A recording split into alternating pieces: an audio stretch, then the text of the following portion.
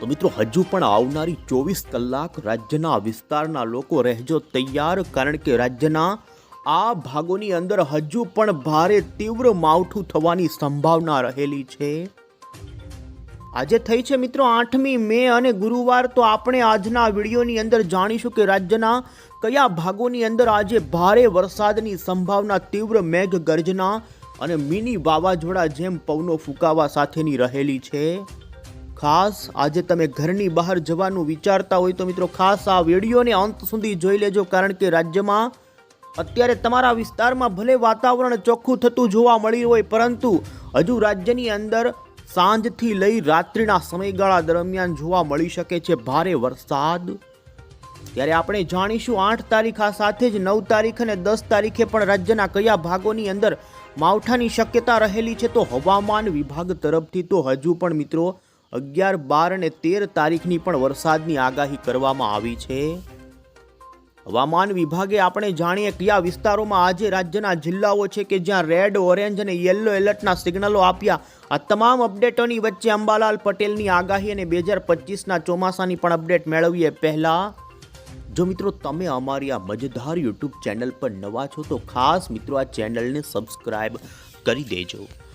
સૌથી પહેલા આપને જણાવી દઈએ મિત્રો, રાજસ્થાન ઉપરથી સક્રિય સાયક્લોનિક વરસાદી સિસ્ટમ, ક્યારેય ઉનાળાના દિવસોની અંદર આ પ્રકારની વરસાદી સિસ્ટમો ગુજરાત ઉપર આવતી નથી, પરંતુ આ વર્ષે ભર ઉનાળાની અંદર જાણે ચોમાસું રાજ્યમાં જામ્યું એ પ્રમાણે ક્યારેય ન જોયું હોય તે પ્રમાણનું માવઠું ગુજરાત રાજ્યની અંદર જોવા મળ્યું છે। અત્યારે તમે જોઈ શકો છો, અમે તમને સેટેલાઇટ પિક્ચરની અંદર આ સિસ્ટમનું લોકેશન બતાવી રહ્યા છીએ। જોઈ શકો છો મધ્યપ્રદેશ અને રાજસ્થાનના ભાગોમાં આ સિસ્ટમના સેન્ટરના વાદળો પોતાના સેન્ટરમાંથી સતત આજુબાજુના વિસ્તારોમાં પ્રવર્તતા અને જેનો દક્ષિણીય છેડો ગઈકાલ ગુજરાત રાજ્યના વિસ્તારો ઉપર હતો, જેના કારણે ગુજરાતના સૌરાષ્ટ્ર, મધ્ય ગુજરાત આ સાથે જ મિત્રો ગઈકાલે આપણે વરસાદની વાત કરીએ તો જામનગર, દ્વારકા, જૂનાગઢથી લઈ કચ્છના પણ છૂટા છવાયા, જેમાં નખત્રાણા લાગુના વિસ્તારો કે અમુક સૌરાષ્ટ્રના વિસ્તારોની અંદર મેઘરાજાએ ભૂક્કા બોલાવી દીધા છે। 4 થી 5 ઇંચ સુધીના વરસાદો, નદીઓની અંદર પાણી આવી ગયાના સમાચારને મિત્રો હવામાન વિભાગે એ પણ આજે જાહેર કર્યું છે। રાજ્યના અમુક જિલ્લાની અંદર આજે હળવા પૂરનું પણ આપી દેવામાં આવ્યું છે એલર્ટ।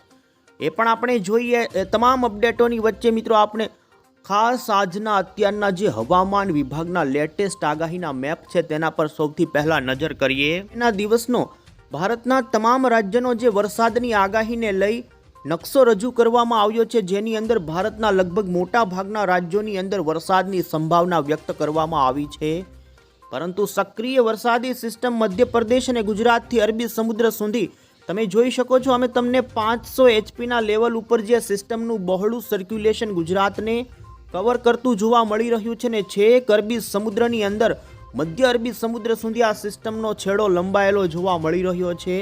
ગઈકાલ આ સક્રિય વરસાદનો છેડો ગુજરાતના દક્ષિણી ગુજરાતથી લઈ સૌરાષ્ટ્રના કાંઠાના ભાગો ઉપર સક્રિય હતો ને જેના કારણે ભારે વરસાદની ગતિવિધિ જોવા મળી છે।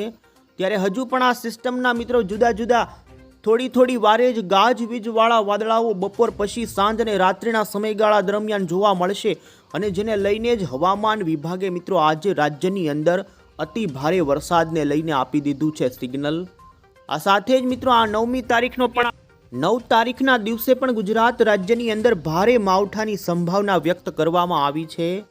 અહીં જોઈ શકો છો ભારતના તમામ રાજ્યોનો વરસાદની આગાહીનો 9 તારીખનો નકશો કે જેમાં ગુજરાત રાજ્યની અંદર ભારે વરસાદ પડવાને લઈને યલો એલર્ટનું સિગ્નલ આપવામાં આવેલું છે। જોકે 9 તારીખથી માવઠાની તીવ્રતાની અંદર અત્યારે જે પ્રમાણે ગતિવિધિ જોવા મળી રહી છે, જેની અંદર ઘટાડો નોંધાશે, તેમ છતાં પણ છૂટાછવાયા વિસ્તારોની અંદર કેટલાક ભાગો કે જ્યાં ભારે વરસાદ તો અમુક વિસ્તારોમાં હળવું મધ્યમ માવઠું સતત શરૂ રહે। આ સાથે જ 10મી મેના દિવસે પણ મિત્રો આ વરસાદી સિસ્ટમ કે જે ખૂબ જ ધીમી ગતિથી પૂર્વની દિશા તરફ ખસશે, પરંતુ તેનો છેડો છે કે જે વધતા ઓછા પ્રમાણે ગુજરાત ઉપર સક્રિય બનતો રહેશે ને જેના કારણે હળવા મધ્યમ તો ગુજરાતના છૂટા છવાયા તમામ ભાગોની અંદર જોઈ શકો છો 11 તારીખે પણ યલો એલર્ટનું સિગ્નલ ભારતીય મોસમ વિભાગ તરફથી ગુજરાતમાં કરવામાં આવ્યું છે। મિત્રો અમે તમને છેલ્લી 24 કલાકની અંદર ભારતના કયા રાજ્યની અંદર ક્યાં કેટલો વરસાદ નોંધાણો જેને લઈ અત્યારે જે નકશો બતાવી રહ્યા છીએ તેમાં જોઈ શકો છો વરસાદની ગતિવિધિ સૌથી વધુ છેલ્લી 24 કલાકમાં ગુજરાત રાજ્ય ઉપર જોવા મળી છે। દક્ષિણીય ભારતના તમિલનાડુના ભાગોમાં પણ પ્રી મોન્સૂન એક્ટિવિટીનો વરસાદ અને ગુજરાતની અંદર જોઈ શકો છો ઉત્તર ગુજરાત, મધ્ય ગુજરાત, દક્ષિણી ગુજરાત અને સૌરાષ્ટ્રની અંદર ભાવનગરથી લઈ દ્વારકા, જામનગરથી કચ્છના અને ઉત્તરી ગુજરાતના બનાસકાંઠાથી લઈ મધ્ય ગુજરાતના આણંદ, અમદાવાદના ભાગોમાં વરસાદની સંભાવના કરવામાં અને તે પ્રમાણે જ જોવા મળી રહી છે વરસાદ। આ સાથે જ તમે જોઈ શકો છો મિત્રો ગુજરાત હવામાન વિભાગ તરફથી ગુજરાત રાજ્યની અંદર રાજ્યના અમુક જિલ્લાની અંદર હળવા પૂરની પણ આગાહી આપવામાં આવેલી છે। આવનારી 24 કલાક સુધી રાજ્યના અમુક વિસ્તારો છે કે જ્યાં હળવું પૂર, જેમાં ભરૂચ જિલ્લો જોઈ શકો, છોટાઉદેપુર, નર્મદા, સુરત, તાપી અને વડોદરા, કારણ કે મધ્યપ્રદેશ લાગુના વિસ્તારો ઉપર પણ પડેલા ઉપરી વરસાદના કારણે આ સાથે જ સૌરાષ્ટ્રના પણ કેટલાક છૂટાછવાયા, જેમાં ભાવનગર, અમરેલી, આ સાથે જ સુરેન્દ્રનગર લાગુ જિલ્લાની અંદર વરસાદના કારણે આવનારી 24 કલાકની અંદર મિત્રો હળવા પૂરની સ્થિતિ, નદીઓમાં પાણી આવે તે પ્રમાણેની આગાહી હવામાન વિભાગ તરફથી કરી દેવામાં આવી છે। અને હવે પછી મિત્રો આપણે ગુજરાત હવામાન વિભાગની આગાહી ઉપર પણ નજર કરીએ તો મિત્રો હવામાન વિભાગ તરફથી આજે ગુજરાત રાજ્યના કેટલાક જિલ્લાઓની અંદર હજુ પણ અતિ ભારે વરસાદના ઓરેન્જ અને યલો એલર્ટો આપવામાં આવ્યા છે। તમે જોઈ શકો છો 8મી મેના દિવસનો જે ગુજરાતના તમામ જિલ્લાનો આગાહીનો મેપ અમદાવાદ મોસમ કેન્દ્ર તરફથી જાહેર થયો છે, જેની અંદર સૌરાષ્ટ્રની અંદર 4 જિલ્લામાં હજુ આજે છૂટાછવાયા સ્થળોએ જિલ્લાના કે જ્યાં હળવી મેઘ ગર્જના અને મધ્યમ પ્રકારની ગર્જના સાથે ભારે વરસાદની સંભાવના વ્યક્ત કરવામાં આવી છે। અમુક પંથકોની અંદર હજુ આજે પણ પવનો સાથે 50થી 60 કિલોમીટરની ઝડપના પવનો ફૂંકાઈ શકે છે।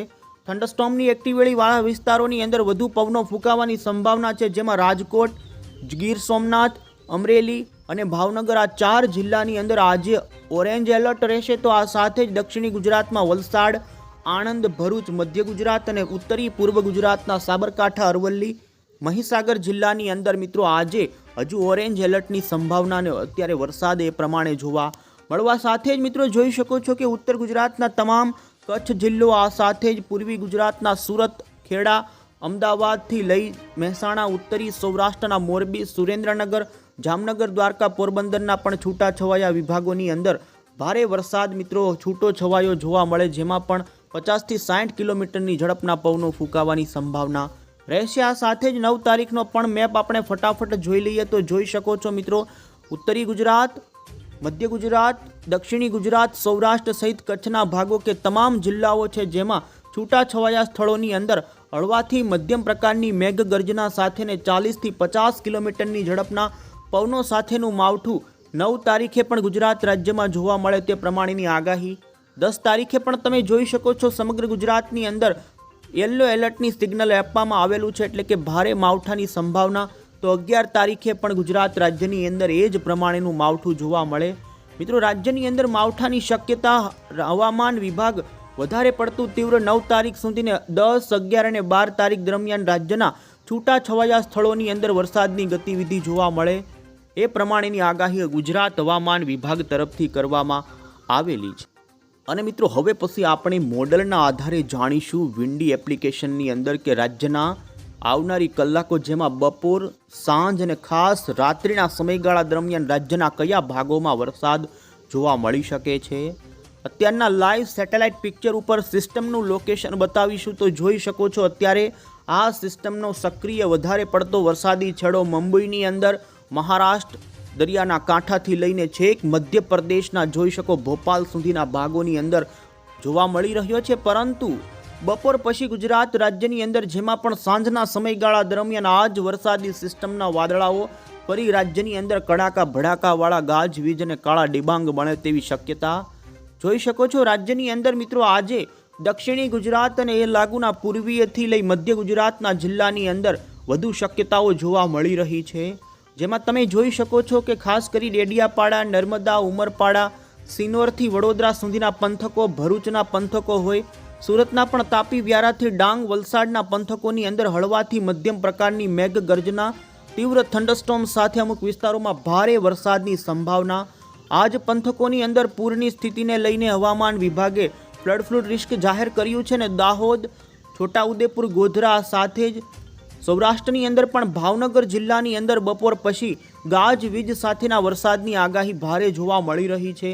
આ સાથે જ દ્વારકા દરિયાના કાંઠાના ભાગોની અંદર વરસાદની સંભાવના રહેશે, કારણ કે આ સિસ્ટમ અરબી સમુદ્રની અંદર નીચેના ભાગો પર સરકી છે ને જેના કારણે ગીર સોમનાથથી લઈ જૂનાગઢના અંદરના વિસ્તારો કે જે 50 કિલોમીટરનો કાંઠાનો ભાગ છે ત્યાં હળવા મધ્યમ વરસાદી ઝાપટાથી ભારે વરસાદ।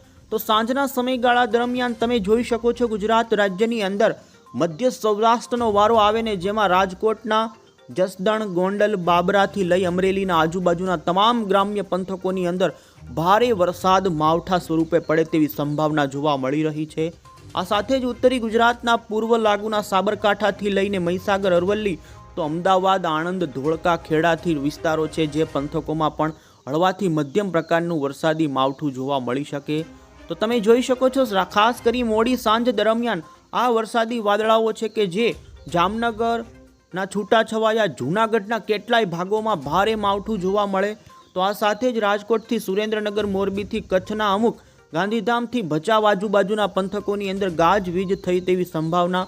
ઉત્તર ગુજરાતની અંદર પણ જોઈ શકો જેમ જેમ મોડી સાંજથી રાત્રિનો સમયગાળો આવે એમ કચ્છના ભાગોની અંદર વધુ પડતી શક્યતા ભડલીથી માંડવી વચ્ચેના પંથકોમાં જોઈ શકો, ભુજ આજુબાજુના પંથકોમાં।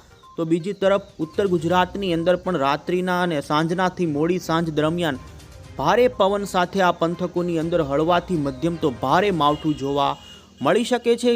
આ સાથે જ મિત્રો આમ રાત્રિ દરમિયાન રાજ્યની અંદર વરસાદ જોવા અમુક વિસ્તારોમાં મળી શકે છૂટો છવાયો, ખાસ કરીને એ પણ દરિયાના કાંઠા વીજળીના કડાકા થાય। પરંતુ 9મી મેના દિવસે ફરી તમે જોઈ શકો બપોર પછી રાજ્યની અંદર વાદળો બંધાવાની શરૂઆત થાય અને ફરી 9 તારીખે પણ છૂટાછવાયા રાજ્યના સૌરાષ્ટ્ર, દક્ષિણ ગુજરાત, આ સાથે જ કચ્છના ભાગોની અંદર વરસાદની શરૂઆત થાય।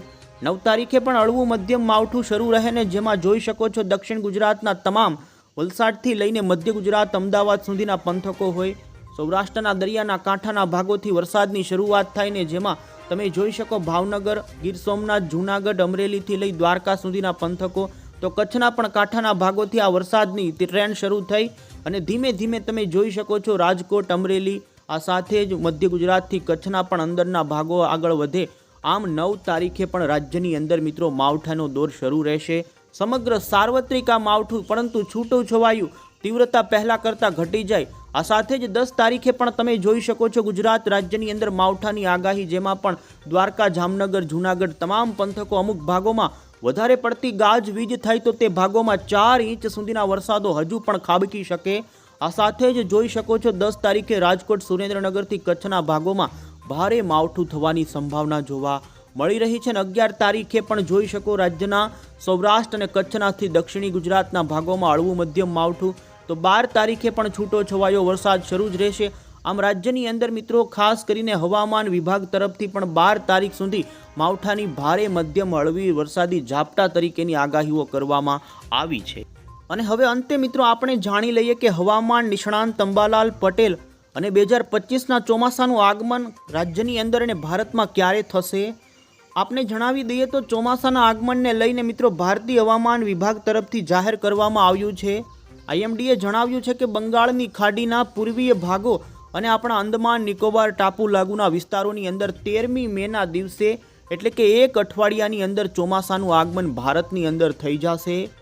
1 જૂન આજુબાજુ કેરળની અંદર ચોમાસું બેસે તેવી અત્યારે ધારણા છે અને આ વર્ષના ચોમાસું વહેલું બેસવાની સંભાવના છે। 1 જૂને અને ખાસ મહારાષ્ટ્ર, મુંબઈના દરિયાકાંઠા સુધી આ ચોમાસાને પહોંચવા માટે 7 અને 8 જૂન પહેલાં મુંબઈની અંદર મિત્રો આ 2025નું ચોમાસું બેસી જાય તેવી ધારણા આઈએમડી તરફથી કરવામાં આવી છે। ખાસ કરીને આપણે જણાવી દઈએ મિત્રો કે મુંબઈની અંદર જો 7 અને 8 જૂનની વચ્ચે ચોમાસાની શરૂઆત થઈ જાય તો રાજ્યની અંદર એટલે કે ગુજરાત રાજ્યની અંદર 15મી જૂન પહેલાં અથવા તો 15 જૂન આજુબાજુ 2025ના ચોમાસાનું આગમન થાય તેવી અત્યારે આ વર્ષનું ચોમાસું વહેલી એન્ટ્રી મારે તેવી સંભાવના જોવા મળી રહી છે ને આવનારા દિવસોમાં બંગાળની ખાડીની અંદર પણ સિસ્ટમ બનશે। તો અંબાલાલ પટેલની આગાહી પણ જોઈએ તો અત્યારે ચાલી રહેલા માવઠાને લઈને તેમણે જણાવ્યું કે હવે પછી 9 તારીખથી તીવ્રતામાં ઘટાડો થશે પરંતુ 10 તારીખ સુધી આ માવઠું જોવા મળે। 11 થી 20 તારીખની વચ્ચે પણ હળવું મધ્યમ અમુક વિસ્તારોની અંદર ભારે આંધી પવન સાથેના વરસાદની આગાહી અંબાલાલ પટેલે કરી છે। અને મિત્રો આ મહિનાના અંતમાં વાવાઝોડું બનવાની સંભાવના તેમણે વ્યક્ત કરી છે।